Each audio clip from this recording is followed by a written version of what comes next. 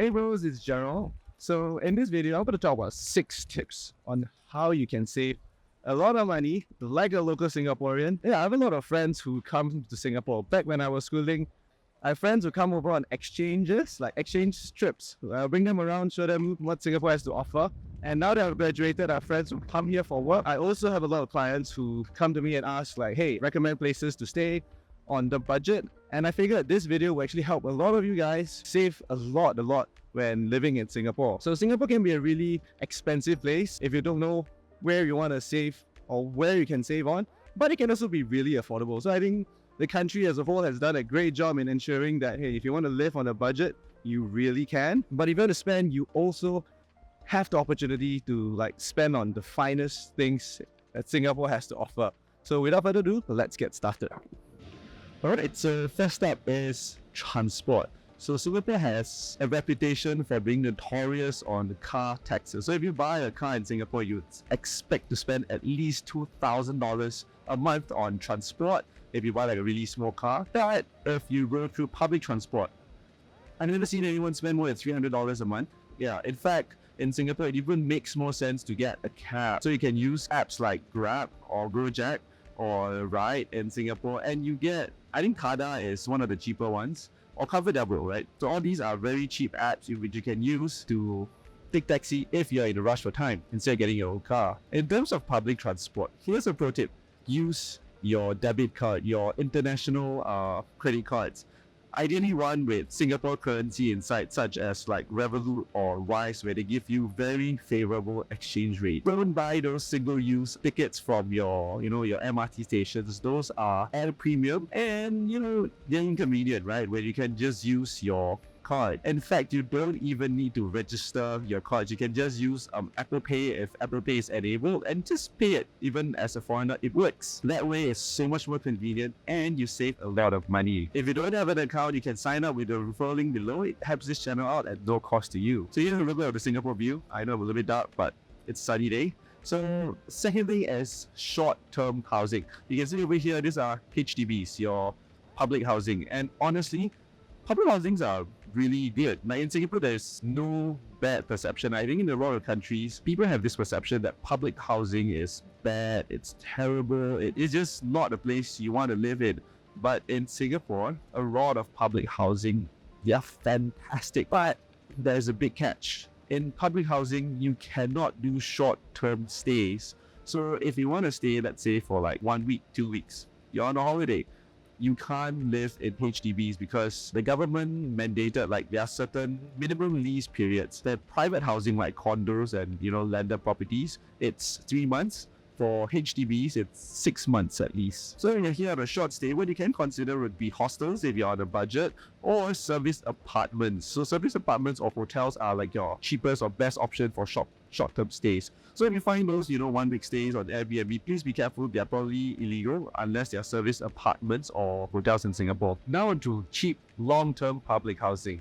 So in Singapore, most people stay in public housing or HDBs in Singapore, but there is also condos that you can choose. So in my opinion, it is much cheaper to stay in a beautiful, and I mean really, really beautiful HDB, and pay for like your memberships for your your swimming pools, your gym membership, your Anytime Fitness, your Fitness First.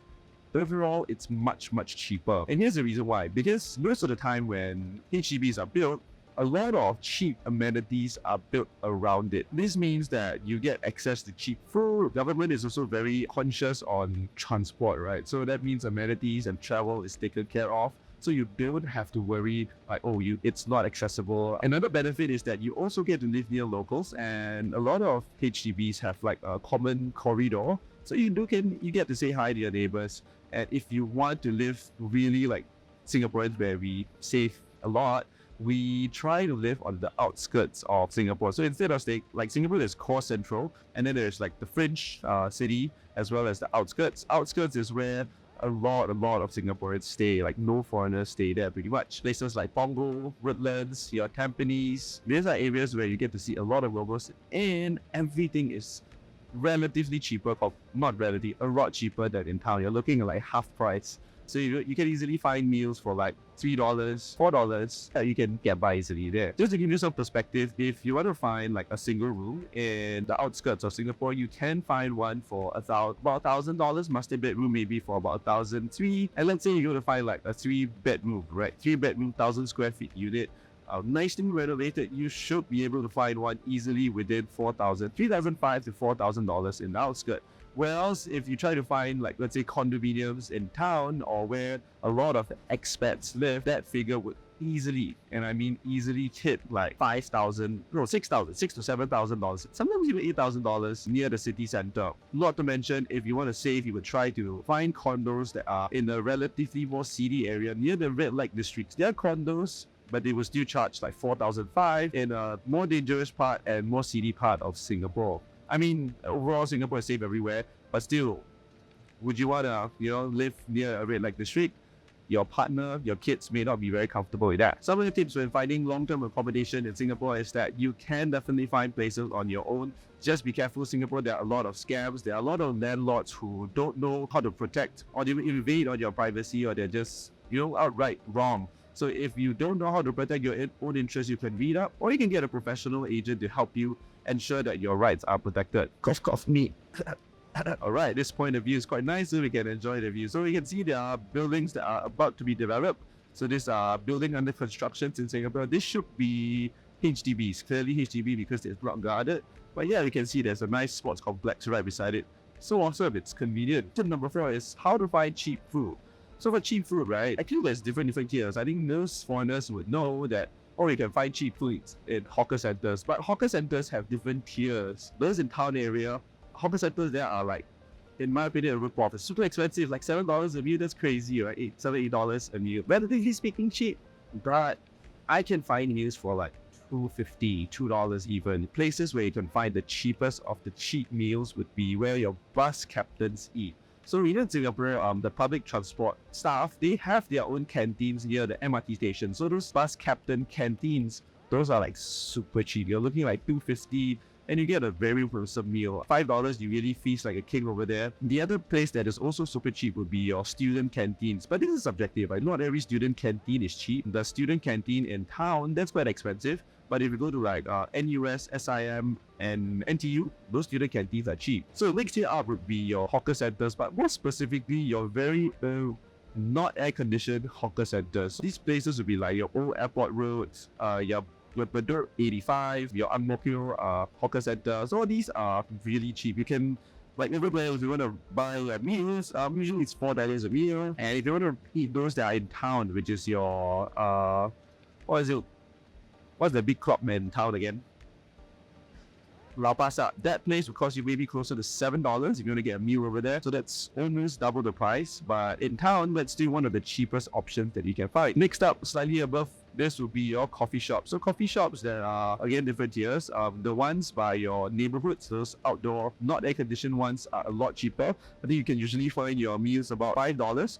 But if you find like your indoor shopping malls, kind of places like Kopitiam, your Clearfood, these are the big coffee shop chains around Singapore. They usually charge a little bit more, so closer to $6, $7, $8 a meal. Sometimes you can find $5.50, but usually to get those prices, you need to sign up for memberships. That is still relatively cheaper, and you get an air-conditioned dining experience. Oh, and one pro tip when you're trying to eat in coffee shops is that if you know those neighborhood coffee shops underneath HDB estates, if you stay there till late, like 9 p.m., 8, 9 p.m., 10 p.m., usually there will be a lot of uncle, aunties, or your middle-aged men who, after work, they would just drink and they would just chit-chat. So yeah, if you like to socialize, you can make a lot of friends and learn a lot about Singapore by just hanging out with them. And just in case you're worried, Singapore is really safe. Like, to the point that I would not happily, but I am comfortable leaving my daughter. If I had a daughter that's 8 years old with them, saying, hey bro, can you help me take care of my daughter? I'm just gonna, go ahead and shower and then come back. I would feel safe to leave my daughter in a coffee shop, because generally coffee shops are crowded even till like 10, 11 o'clock at night. So, and Singapore is safe, so most people would not dare to do anything in the public area. Hey, gotta go. A few moments later. Phew, after all this traveling, finally some open area with some rain to keep me company. Now let's move on to the next tip, which is supermarket. So in Singapore, there are 3 primary supermarket chains. There are more, but these are the three primary ones. Cold Storage, Sheng Siong, NTUC FairPrice. Okay, four. There's Giant as well. And amongst the four, they are like, different price ranges. Cold Storage and FairPrice Finest, they are considered the more expensive supermarkets. So actually, if you look around, if you, let's say, search for like a Sheng Siong or a Giant that's near you, chances are, or a FairPrice, like the regular FairPrice, chances are you can save a lot on buying groceries. So by knowing this tip, you can actually save, I think, a good 15% off of your groceries. And that's quite a lot if you, save it every single month. So let's say you stay in Cathay Residences, which is just right across here, and you would think, hey, Cold Storage is really convenient. But now you know Cold Storage is not the cheapest supermarket around. So now to my last tip on how you can save a lot of money, and that is to get a PR in Singapore. Let's run through really quickly on how much you can actually save, or what are the areas you can save on when you become a PR. I'm not going to teach you how to get PR. It's beyond the scope of this. Yeah, there's actually a lot of savings that you can get when becoming a PR. And the general rule of thumb is the moment you're eligible, try and apply as quick as you can. The first benefit is that you actually get access to low-cost housing and education. Specifically, you get access to HDB flats, which are subsidized housing. It's a lot more affordable. You also get to buy HDBs. That makes it much cheaper for you to live and own a property in Singapore. You get lesser property taxes, and if you have kids or you are studying in Singapore, you want to upgrade yourself, you have government subsidies, and it becomes a lot cheaper. For example, if you're studying the government secondary school in Singapore, it's $13 a year, compared to, say, your private school, which costs thousands of dollars every single year. Additionally, you also get a pay increment, not directly, but indirectly. So when you become a PR, what happens is that you get access to the Central Provident Fund, known as CPF in Singapore. It's mandatory for all Singaporeans and PRs. Basically, it's kind of like a social security savings. So my wife became a PR when we got married. Employers are required to pay like anywhere from 11%, I think, to 17% on top of your regular pay into this social security, which accumulates interest at a very high rate. So as a foreigner, if you withdraw your PR, you can actually get the money out. If not, that is free 17% of extra bonus pay that your employer has to pay you when you become a PR. Bear in mind, there's a $6,300 cap, but it's still a good amount of money. There are also some downsides in which you do need to contribute CPF on your part. So do read up about it as well. So again, I must iterate, it is very difficult to get PR in Singapore unless you are from countries that are culturally similar, such as Malaysia. I heard it's easier compared to, say, if you are from, the UK or America. It's a lot harder to get a PR in Singapore. What's really interesting is that it's part of the Singaporean dream to be able to own a house, or specifically at least a condo in Singapore, one of the big Cs. But I wonder if that's the same throughout the world. So let me know what you think, and if you want to find out how much property you can afford, do check out my video over here, or check out what YouTube recommends you over here, and I'll see you in the next video. Take care and stay safe, everyone. Any questions you want, ask me below, and I'll try to get it answered as quick as I can. Take care.